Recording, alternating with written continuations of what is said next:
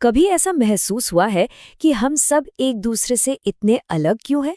एक ही सिचुएशन में कुछ लोग एकदम शांत रहते हैं तो कुछ बिल्कुल एक्साइटेड हो जाते हैं।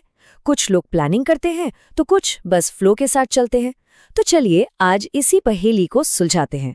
चलिए इसको ना एक बहुत ही आम उदाहरण से समझते हैं जिसे हम सब ने महसूस किया है। एक क्लासरूम की कल्पना कीजिए। सोचिए जरा, एक ही क्लास है और उन्हें पढ़ाने वाले टीचर भी वही है, लेकिन फिर भी हर किसी का नतीजा अलग होता है ना? कोई पहले से तैयारी करता है तो कोई बिल्कुल लास्ट मिनट पर, कोई सवाल पूछता रहता है और कोई बस चुपचाप सुनता है। तो ऐसा होता क्यों है? क्या ये सिर्फ इंटेलिजेंस का खेल है या फिर किस्मत? नहीं, बिल्कुल नहीं। इसका जवाब ना इससे कहीं ज्यादा गहरा है। ये छिपा है हमारे व्यक्तित्व के एक हिडन कोड में। इन सारे फर्क के पीछे जो असली वजह है वो है व्यक्तित्व। और ये समझना कि ये काम कैसे करता है, जानते कैसा है? ये एक ऐसा नक्शा खोजने जैसा है जो हमें खुद को और दूसरों को बेहतर ढंग से जानने में मदद करता है। तो व्यक्तित्व है क्या आखिर? देखिए, ये कोई कॉम्प्लिकेटेड चीज़ नहीं है। ये तो बस हमारे दिमाग का एक नेचुरल तरीका है, उसकी डिफ़ॉल्ट सेटिंग समझ लीजिए। कुछ लोग हैं जो अकेले में सोचकर एनर्जी पाते हैं, तो कुछ लोगों से बात करके। कोई लॉजिक पर भरोसा करता है तो कोई अपनी फीलिंग्स पर। और सबसे ज़रूरी बात, कोई भी तरीका सही या गलत नहीं है, बस अलग है। कभी ऐसा लगा है कि लोग समझ नहीं पा रहे हैं, या फिर आप दूसरों से कितने अलग हैं? पता है, ये सवाल यूं ही नहीं आते। ये हमारे अंदर जो यूनिक पर्सनालिटी पैटर्न्स हैं ना, उन्हीं से पैदा होते हैं। और इन्हीं पैटर्न्स को समझने के लिए एक बहुत ही पावरफुल टूल है मायोज ब्रिग्स टाइप इंडिकेटर, या जिसे हम MBTI कहते हैं। ये सिस्टम बताता है कि हमारा बिहेवियर रैंडम नहीं होता, बल्कि ये कुछ खास प्रेफरेंसेस का नतीजा है। ठीक वैसे ही जैसे कुछ लोग दाएं हाथ से लिखते हैं और कुछ बाएं हाथ से। ये बस एक नेचुरल झुकाव है। तो चलिए इस कोड को क्रैक करना शुरू करते हैं। ये पूरा सिस्टम जो है वो 4 मुख्य चॉइसेस पर टिका है, और इन्हीं 4 चॉइसेस के अलग अलग कॉम्बिनेशन से बनती हैं 16 तरह की पर्सनालिटीज। आइए एक एक करके इन्हें समझते हैं। सबसे पहला सवाल, हमारी एनर्जी की बैटरी चार्ज कहाँ होती है?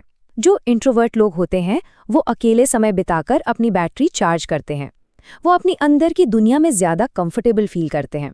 वहीं दूसरी तरफ जो एक्सट्रोवर्ट होते हैं वो दूसरों के साथ रहकर एनर्जेटिक महसूस करते हैं। देखिए, इसका शर्मीले होने या न होने से कोई लेना देना नहीं है, बात सिर्फ एनर्जी के सोर्स की है। दूसरा चॉइस ये डिसाइड करता है कि हम दुनिया को देखते कैसे हैं। सेंसिंग या S टाइप के जो लोग हैं वो फैक्ट्स, डिटेल्स और जो कुछ अभी सामने है उस पर फोकस करते हैं। वो क्या है में यकीन रखते हैं। वहीं इंट्यूशन या N टाइप के लोग पैटर्न्स, पॉसिबिलिटीज और क्या हो सकता है पर ज्यादा ध्यान देते हैं। तीसरा चॉइस है हमारे डिसीजन लेने के तरीके के बारे में। थिंकिंग यानी T टाइप के लोग लॉजिक, प्रिंसिपल्स और फेयरनेस के बेस पर फैसले लेते हैं। उनका सवाल होता है, क्या ये लॉजिकल रूप से सही है? जबकि फीलिंग यानी F टाइप के लोग वैल्यूज, हार्मनी और लोगों पर क्या असर पड़ेगा ये सोचकर फैसला करते हैं। उनका सवाल होता है, क्या ये लोगों के लिए सही है? और चौथा, आखिरी चॉइस ये है कि हम अपनी जिंदगी को ऑर्गेनाइज कैसे करते हैं। जजिंग या J टाइप के लोग एक प्लान्ड लाइफ पसंद करते हैं। उन्हें प्लान्स बनाना, लिस्ट्स बनाना और चीज़ों को डिसाइड करना अच्छा लगता है। दूसरी ओर परसीविंग या P टाइप के लोग फ्लेक्सिबिलिटी और स्पॉन्टेनिटी पसंद करते हैं। वे अपने ऑप्शंस को ओपन रखना चाहते हैं। तो ठीक है, इन अक्षरों और थ्योरीज का रियल लाइफ में मतलब क्या है? असल में इसका बहुत गहरा असर पड़ता है। चलिए इसको एक कहानी से समझते हैं। इमेजिन कीजिए 4 दोस्त हैं जो एक ग्रुप प्रोजेक्ट पर काम कर रहे हैं। एक दोस्त ने फौरन एक डिटेल शेड्यूल बना दिया, वो J है। दूसरे के पास हर रोज एक नया क्रिएटिव आइडिया आता है, वो N है। तीसरा हर फैक्ट और डिटेल को डबल चेक कर रहा है, वो S है। और चौथा ये सोच रहा है कि इस प्रोजेक्ट का लोगों पर क्या पॉजिटिव असर होगा, वो F है। अब जल्द ही उनके काम करने के अलग अलग तरीकों की वजह से उनके बीच में टेंशन होने लगती है। और यहीं पर सबसे इम्पॉर्टेंट बात आती है।